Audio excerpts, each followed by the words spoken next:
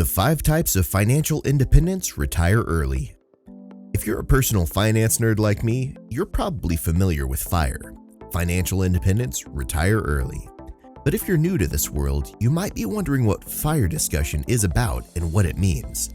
It's not that fiery orange glowing thing that can burn you. But before moving ahead, you're welcome to FIRE, the best YouTube channel about finance and money. So please, take a brief moment, go down and click the like button, and if you have not subscribed to our channel yet, go subscribe to stay connected. FIRE, Financial Independence Retire Early, is a movement of people who are committed to a program of high savings and investing to retire far sooner than traditional budgets and retirement plans would allow. For many millennials and older generations wanting to make big changes in their money and way of life, FIRE has become a lifestyle option. Over the last decade or two, the movement has also become more mainstream. Other types of variations of FIRE have sprung up as the FIRE movement has progressed. Today, I'm going to explore these types, what they mean, and a bit more. The types of FIRE. Many variations will inevitably pop up over the community with any popular movement or lifestyle. The Financial Independence Retire Early movement has experienced just this. Other people who are actively pursuing FIRE are likely to have their own variations, and this list is sure to increase over time. Hopefully, the variations don't become too dense, which can be a nuisance. Anyway, what types of FIRE do we have now? Let's see. Number 1 FIRE, regular or traditional. The regular or traditional concept simply stands for financial independence, retire early, as stated in the introduction. The goal of this lifestyle is to bring up an income-generating asset portfolio that pays enough to meet your current living expenses. Typically, you save, cut spending, simplify your lifestyle, and invest vigorously to achieve financial independence in your 30s or 40s, which would cover reasonable living expenses. You no longer rely on a paycheck from a job once you've achieved financial independence. Paid work is now an option, allowing retirement from regular labor far sooner than the normal retirement age. From doing some research, the concept of FIRE started back in the early 90s with Your Money or Your Life, but it's been brought back to life even further in the last 10 years or so. Number 2, LeanFIRE. So here we have a new FIRE type called LeanFIRE. You might be able to guess how this differs from traditional FIRE, but I'll go over it in further detail. The best comparison is a FIRE that is on a far more limited budget. The idea is to live a lot cheaper than you normally would or than the average person does. You may be leading a simpler lifestyle, but being economical will play an important role in your life. You'll also need to learn budgeting, cost cutting, and finding methods to streamline your living without sacrificing comfort. This is according to the popular LeanFIRE Reddit community. If you're interested in LeanFIRE, some wonderful threads and material there will help you get started. Number 3, FatFIRE. So, if LeanFIRE is all about saving money and decreasing costs, FatFIRE must be the exact opposite. Yes, in a way. FatFIRE is a plan for people who want to retire early and yet have a considerably greater annual budget or higher costs.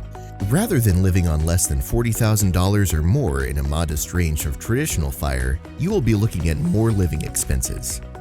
Many people in this category are high earners who can afford to live with higher expenses because they have more money to spend.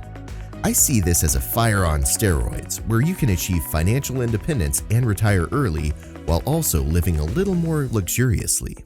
After doing some internet research, the typical annual household expenditures are between $50,000 and $60,000. So many people who consider themselves FatFIRE or are chasing it will potentially spend twice as much as the average person. I'm not sure how many folks who pursue FatFIRE have larger budgets and spend more. Because of where they live and whether or not they pursue it to enjoy finer things in life, or a combination of the two, they may change their annual budgets. Friends, do you have any questions so far? And if you want to add more to the list, please comment below. Your thoughts mean a lot to us. Keep watching and we'll discuss the 4th type, which is very helpful to get financial freedom. Number 4, Barista FIRE. As the FIRE movement progressed, another popular variation popped up called Barista FIRE. When I first heard of this term, I immediately thought of Starbucks. It's also related to it in some way. Let's discuss. Barista FIRE is about accumulating enough money only to need a small amount of income from work each year. It's almost like doing FIRE part-time. This eliminates the need to do work full-time, allowing you to live your ideal lifestyle without spending 40+ hours per week. I've also seen people talk about Barista FIRE and mention that they're taking money out of the portfolio but supplementing it with that part-time income. You can work at a coffee shop, participate in the gig economy, or work a few hours per week instead of working in a corporate environment.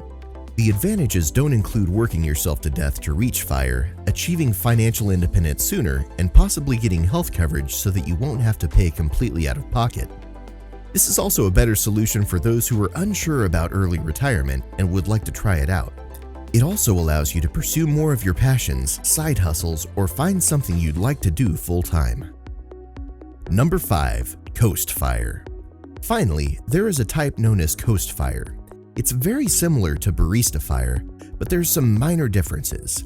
Coast FIRE is about having enough money invested at a young age so that you don't need to invest anymore because compounding will meet your lifestyle. Before you stop, you'll need to conduct some math to figure out how much you need to save or invest. A. Check your savings and spending to see how much you've already saved. B. To achieve financial independence, your figure must be at least 25 times your annual expenses. C. Next, compute a conservative compound interest investment return, 5 to 6%. You'll see how many years it'll take to get from the number from step B without adding another penny. If you have a longer-term horizon, you can save and spend more aggressively in the start to reduce downtime. It's not simple, but if you can have a significant amount of money invested in your late 20s or early 30s, you'll be well on your way to financial independence. Since saving and investing are no longer factors, you merely need to make enough money to cover your expenses. This may provide you with greater freedom in terms of employment options, allowing you to choose something that is easier or less stressful. Furthermore, this allows you to have a little more freedom sooner without being completely FIRE. So guys, is FIRE the right choice for you? Is the movement or variations right for you now that you've learned about the different types of FIRE? There is so much information from both fans and opponents that it might be difficult to know what to do. The trouble is that FIRE may only provide a brief period of bliss in your life. Something more to consider is that FIRE is not for everyone. There is a common belief that simply increasing revenue and reducing expenses would get you there. However, having a huge income early on can undoubtedly give you an advantage. That doesn't mean that median salaries won't win out, but FIRE will be far more difficult to achieve. Setting realistic expectations, knowing your life goals, understanding the why and what FIRE means for your life, researching the pros and cons, being familiar with both sides of the FIRE debate, and carefully running the statistics are all things I believe are important.